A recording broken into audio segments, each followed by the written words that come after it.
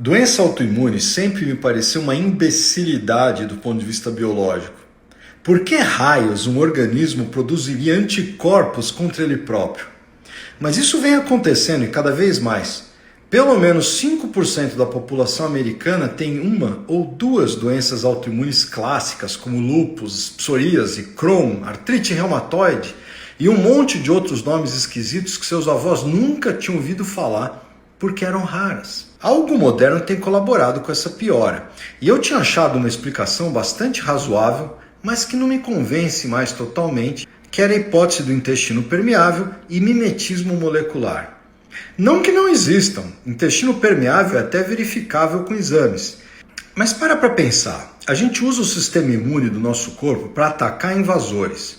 Ele pode os atacar de duas formas. Uma inespecífica, libera radicais livres, citocinas, gera inflamação e vai destruindo tudo que encontra pela frente. Mas isso funciona como uma bomba que, quando explode com muita potência, pode matar não só os inimigos, bactérias, como também soldados do mesmo exército, suas células, é o tal do fogo amigo.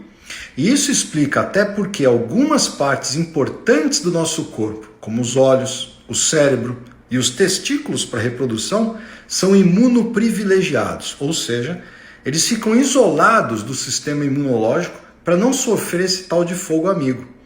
Mas usando a analogia da bomba, tem uma outra arma que o sistema imune utiliza, que são os mísseis teleguiados. São armas de precisão e eles poderiam ter uma relação com o intestino permeável. Porque o intestino precisa ser permeável mesmo ou não absorveria os nutrientes da alimentação. Mas ele também tem que ser seletivo para impedir a entrada de bactérias, toxinas, fezes, que vão passar direto para o reto. E algumas coisas, desde a toxina do cólera até esforços como maratona, álcool, açúcar, óleo de soja, frutose concentrada, trigo e outras coisas, diminuem essa seletividade do intestino, permitindo que moléculas estranhas entrem na nossa corrente sanguínea com mais facilidade.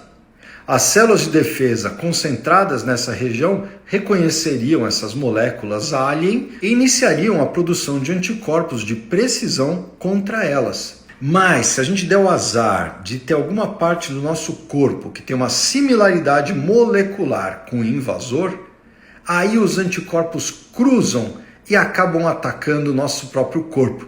Pode ser sua articulação sacroiliaca, por exemplo, e ela acaba sendo destruída gradativamente por fogo amigo, dando uma sacroileite autoimune.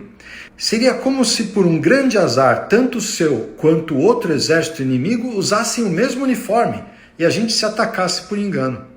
Mas essa teoria tem um calcanhar de Aquiles, porque a produção de anticorpos é sempre estimulada por um antígeno, que pode ser um vírus ou uma vacina, por exemplo, mas depois que o vírus é eliminado, a produção de anticorpos começa a decair e desaparece. E se parte do seu corpo, como a sua articulação que eu citei, funcionasse como antígeno, a produção de anticorpos nunca ia diminuir até destruir por completo aquela parte. E isso não faz sentido, porque muitas vezes a produção diminui de acordo com algumas mudanças de hábitos. Será que existiria então alguma outra teoria? Fica para depois.